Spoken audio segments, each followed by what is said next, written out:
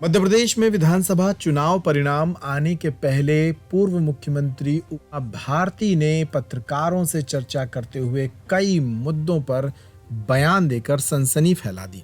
उमा भारती ने कहा कि आने वाली नई सरकार जो भी होगी वे उसके सामने कुछ मुद्दों को लेकर डटकर खड़ी रहेंगी। उन्होंने ये भी कहा कि मध्य प्रदेश में अवैध खनन चरम पर है, सत्ता से जुड़े लोग भी अवैध खनन में शामिल हैं और सरकार यदि इस अवैध खनन को रोकने में अक्षम हुई तो वे खुद लठ लेकर इस अवैध उत्खनन को रोकेंगी। उन्होंने मध्य प्रदेश में एक पटवारी की हत्या किए जाने के मामले में भी गहरा दुख व्यक्त किया। वे भोपाल में पत्रकारों से रूबरू होते हुए कई मुद्दों पर बोली। उमा भारती ने यह भी कहा कि 2024 के लोकसभा चुनाव को लड़ने की उनकी इच्छा है और वे भाजपा से दायित्व भी मांगेंगी। उन्होंने ये भी कहा कि वे मध्य प्रदेश की राजनीति में किसी की भी सरकार आए उसके खिलाफ अवैध शराब, अवैध माइनिंग, गौशालाओं, गायों की स्थिति पर बात करेंगी।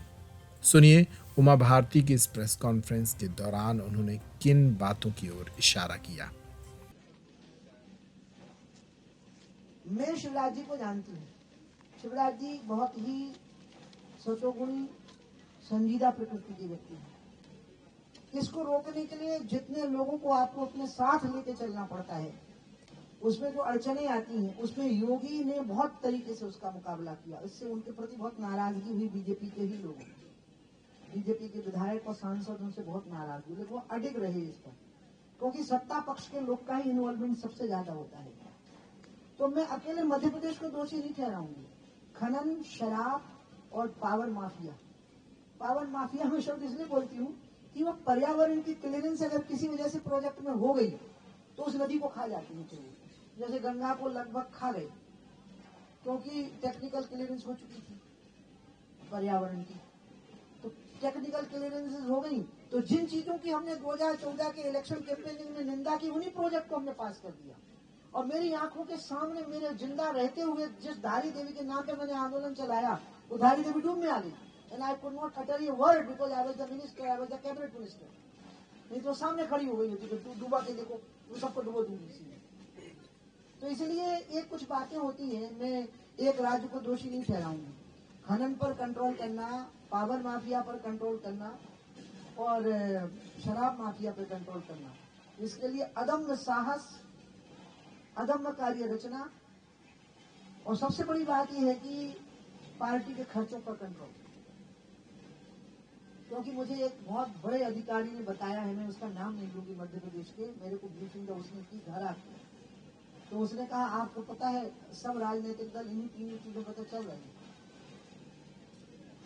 तो आप उन राजनीतिक दलों के होते हुए आपका तो वही हाल हो जाएगा जो 2003-4 में हो गया।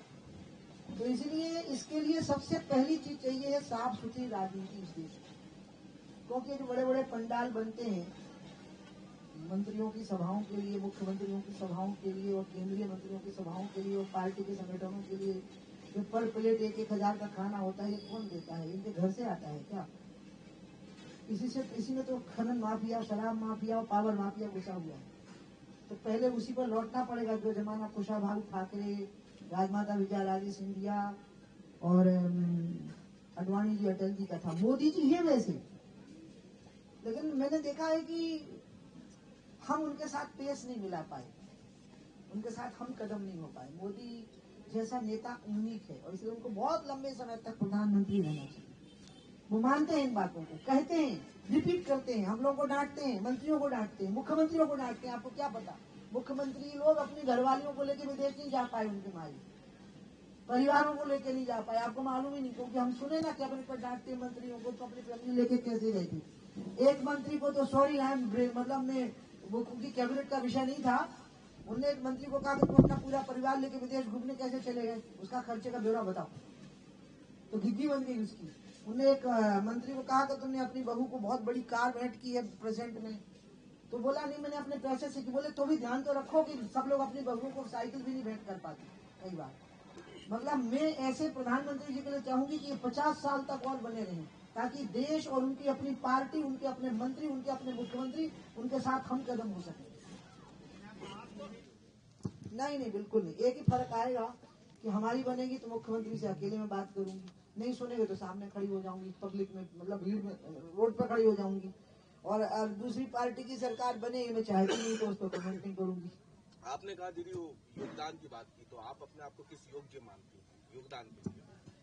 अधिकतर लोग विनम्रता से बोलते हैं, मैंने तो हाय राम कभी सोचे नहीं था कि मैं मुख्यमंत्री हो जाऊंगा या मैं केंद्रीय मंत्री हो जाऊंगा। ना ना, मैं अपने आप को हमेशा किसी भी पद के योग्य मानती हूँ।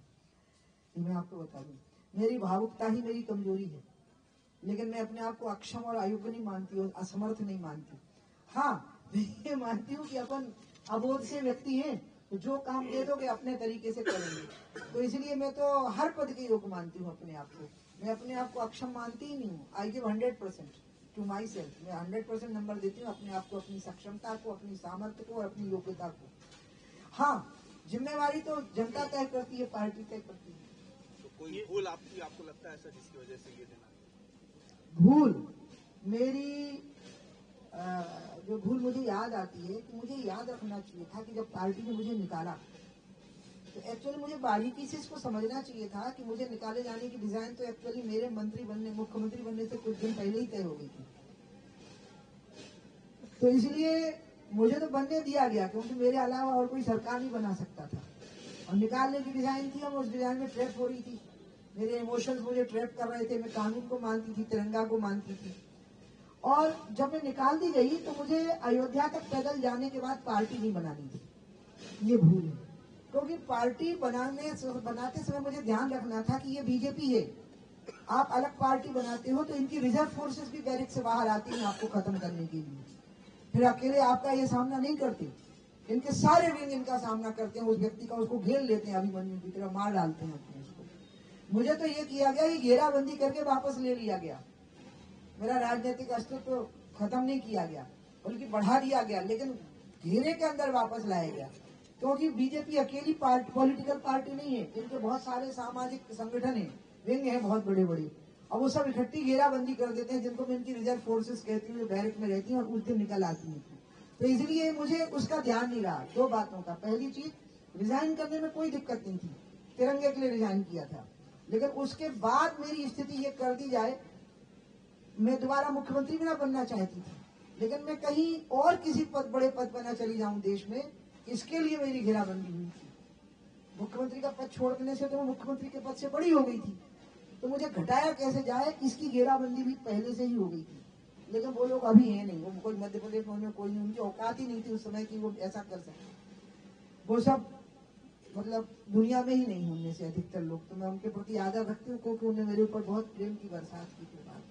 तो मैं उसको भूल मानती हूँ कि मुझे अलग पार्टी नहीं बनानी थी, बल्कि कुछ दिनों हिमालय में बिता करके शांति से जिन मुद्दों पर मैं सरकार में रह के काम करना चाहती थी, उन्हीं मुद्दों पर मुझे आंदोलन के अभियान के तौर पर काम करना शुरू कर देना चाहिए था। और मैं ये मानती हूँ लेकिन कि सत्ता में और ऐसे सामाजिक अभियान में एक अंतर होता है। जब आप सत्ता में होते हैं तो आप विकास कर सकते हैं, जैसे रेलवे लाइन तो नहीं ला सकते ना अभियान से, तो उसका माहौल बना सकते हैं। केन बेतवा नहीं आ सकती, मंत्री थी इसलिए आ गई। तो विकास के काम सत्ता में रहने से अच्छे हो जाते हैं और जनहित के काम सत्ता से बाहर रहने पर अच्छे हो जाते हैं।